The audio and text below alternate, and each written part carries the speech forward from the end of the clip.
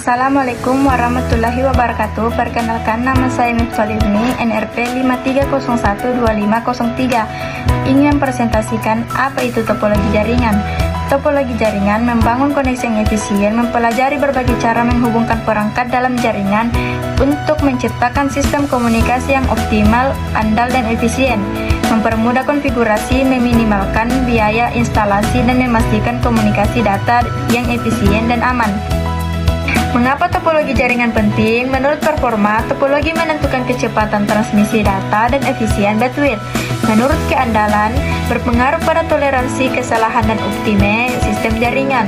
Menurut skalabilitas, menentukan kemampuan jaringan berkembang seiring pertumbuhan organisasi. Menurut biaya, mempengaruhi investasi, infrastruktur, dan pemeliharaan sistem. Apa itu topologi jaringan? Topologi jaringan adalah tata letak fisik dan logis dari bagaimana perangkat-perangkat dalam jaringan komputer saling terhubung satu sama lain. Ini menentukan rute perjalanan data, cara perangkat berkomunikasi, dan bagaimana informasi mengalir melalui sistem. Setiap topologi memiliki kelebihan dan kekurangan uniknya sendiri yang mempengaruhi performa, keandalan, dan biaya implementasi jaringan. 1. Topologi bus atau kesederhanaan dan batasan. Karakteristik: semua perangkat terhubung ke satu kabel pusat bus, data dikirim ke semua perangkat sekaligus, hemat biaya dan mudah dipasang, populer di jaringan lama. Kelemahan utama: jika kabel pusat rusak, seluruh jaringan mati kemacetan, lalu lintas data pada jaringan besar sulit mendeteksi masalah jaringan. Performa menurun seiring bertambahnya perangkat. Topologi star atau pusat kontrol dan keandalannya. Keuntungan utama: jika satu perangkat gagal, perangkat lainnya tetap bekerja, mudah menambah dan menghapus perangkat manajemen jaringan, terpusat dan sederhana, performa konsisten dan dapat diprediksi. Keterbatasan: jika switch atau hubung pusat rusak, seluruh jaringan down, biaya kabel lebih tinggi dibanding bus atau hub atau switch, menjadi bottleneck potensial. Topologi mesh atau redundansi maksimal. Jenis mesh: full mesh, setiap perangkat terhubung ke semua perangkat lain.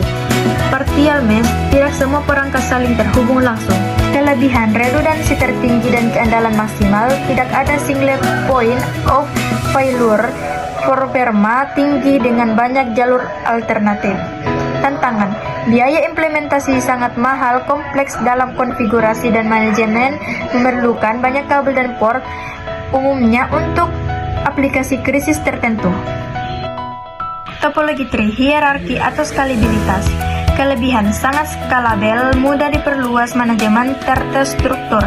Kelemahan: jika layar atas bermasalah, cabang di dalam ikut terputus.